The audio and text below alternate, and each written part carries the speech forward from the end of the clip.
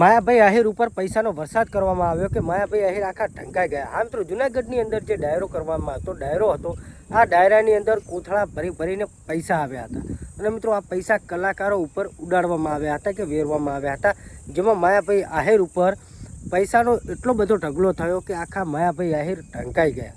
તો મિત્રો આટલા બધા પૈસા આવ્યા ક્યાંથી? તો મિત્રો અત્યારે જે એક સોશિયલ મીડિયાની અંદર વિડીયો વાયરલ થઈ રહ્યો છે, જે જૂનાગઢની અંદર જે ડાયરો હોય છે, જે માયાભાઈ આહિર પણ ત્યાં હાજરમાં હોય છે અને માયાભાઈ આહિર ઉપર પૈસાનો એટલો બધો વરસાદ કરવામાં આવે છે કે આખા માયાભાઈ આહિર ઢંકાઈ જાય છે। તો મિત્રો જૂનાગઢની અંદર જે ડાયરો હતો એ ડાયરાની અંદર કોથળા ભરી અને પૈસા ઉડાડવામાં આવ્યા છે।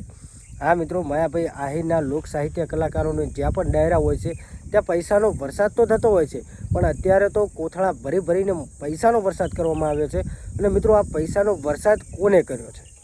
અને મિત્રો ઘણા બધા લોકો આ જે વિડીયો વાયરલ થઈ રહ્યો છે, વિડીયોની અંદર કમેન્ટો કરે છે કે ખોટો દેખાડો કરી રહ્યા છે ને કે આટલા પૈસા હોય તો ગરીબોને આપવા જોઈએ, ખાલી આવી રીતે ઉડાડવાની શું જરૂર છે?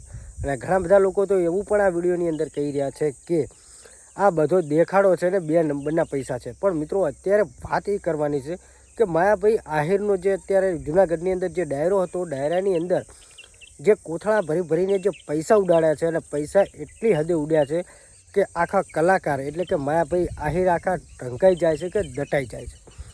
તો મિત્રો સવાલ એ છે કે આટલા બધા પૈસા આવ્યા ક્યાંથી?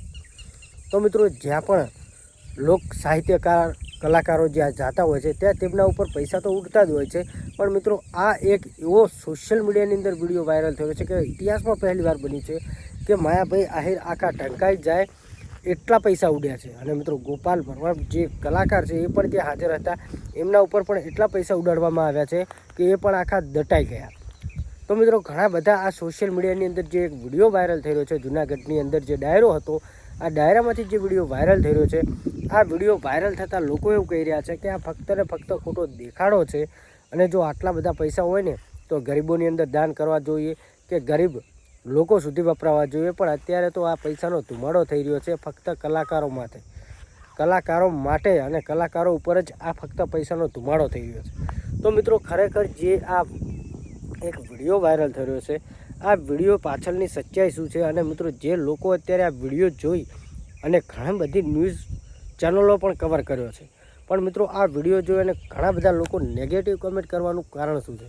કેમ કે મિત્રો અઢળક પૈસા એક જ રાતની અંદર કલાકારો ઉપર ઉડી ગયા છે અને ખાસ કરીને માયાભાઈ આહિર ઉપર એટલા પૈસા ઉડાડવામાં આવ્યા છે કે આખા માયાભાઈ આહિર દટાઈ જાય કે ઢંકાઈ ગયા।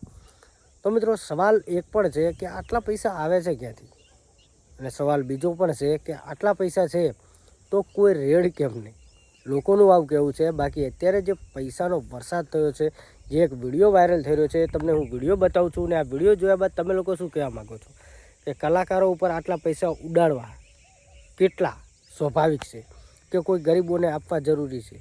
મિત્રો લોકોની તો એક જ કમેન્ટોની અંદર આ જે વિડીયો વાયરલ થઈ રહ્યો છે એની અંદર એવી જ રાય આવે છે કે આટલા બધા પૈસા હોય તો કલાકારો પાછળ ઉડાડીને દેખાડો કરવાની જરૂર નથી, ગરીબોની અંદર દાન કરો, શાળાઓની અંદર આપો કે કોઈ પણ રીતે મદદ બને એ રીતે આપો।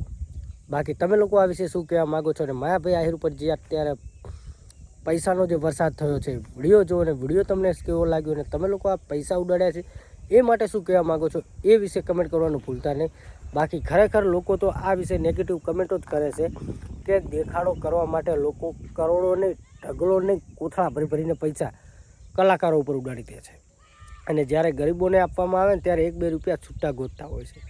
મિત્રો આવું પણ લોકોનું અત્યારે કહેવું છે। બાકી તમારા લોકોને આ વિશે શું કહેવું છે કમેન્ટ કરી જણાવી શકો છો। બાકી અત્યારે જે વિડીયો વાયરલ થયો છે વિડીયો જુઓ અને વિડીયો વધુમાં વધુ શેર કરો। બાકી તમે લોકો શું કહેવા માગો કમેન્ટ કરો, વિડીયો જુઓ।